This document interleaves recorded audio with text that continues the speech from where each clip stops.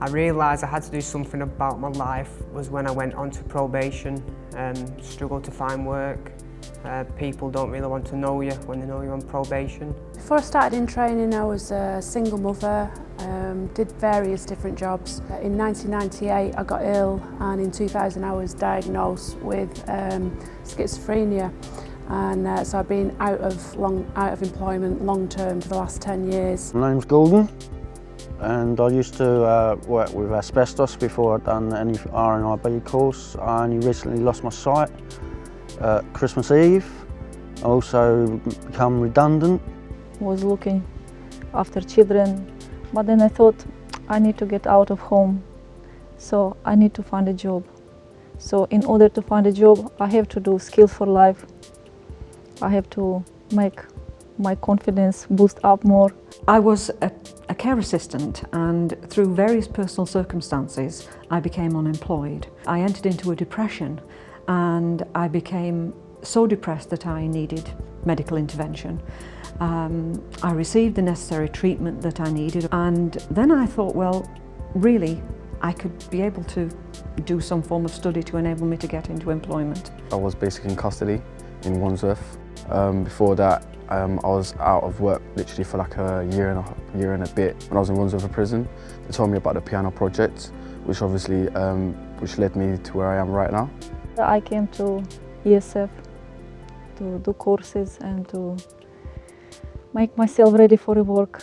What I wanted to do was go and gain some qualifications through in training, and also some self-esteem and confidence because of being out of the work environment for so long. I went on these courses by RNIB, Action for Blind and Visually Impaired People, which I met other blind people that have their own businesses, which give me the inspiration to carry on and the confidence to meet people. I found the project course was fantastic. It gave me good opportunities, i.e. the forklift training, the still saw training, car dismantling. So I commenced my course and thoroughly enjoyed it, and that in itself began to give me the confidence boost that I needed. Being in training was a nice, relaxed, friendly environment. I was really nervous to start off with, but I realised everybody else that was going there was in a very similar situation to myself.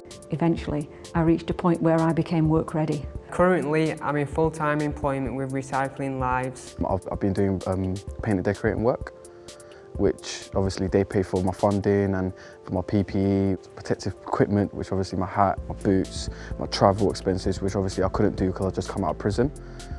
And they also help me with the training courses. I've gained life skills courses and an assertive course to give me more confidence when I'm meeting people. And I've also just qualified in MVQ for catering, level 1. I commenced my employment on April the 1st of 2010. I was amazed to discover that by August of 2010 I had reached a point where I was promoted. I've been finding it very, very good because obviously it makes me bounce back. It's helped me back into my feet, and hopefully my life is getting better and better every day. In the future, I'd like to be working as a support worker in a positive work environment, helping others that have been disadvantaged and giving a little bit of something back. In the future, I would like to have my own house, have a driving licence, still be in full-time employment, probably start having a family soon as well. I've overcome my fear and anxiety. It's like about a year ago I wouldn't even have come here, and there is more light at the end of the tunnel, as they say. It's been an interesting journey, a rich experience. At times it's been tough. I now know what it feels like to be unemployed. Without the ESF project, I'll be in prison basically, probably still be in the streets, doing what I've got to do to feed my kids. I've changed my life around now and trying to get the better of it, that's it. If I hadn't received ESF funding when I did, I would probably still be unemployed. If it wasn't for Action for Blind and meeting these other people that are visually impaired, then I'd probably still be stuck indoors and doing nothing, and no confidence, no self-esteem. If I haven't done ESF project, I would be without knowledge of writing and numeracy. So I really appreciate ESF for giving such opportunity to go for me for this course. This was a really nice experience in my life.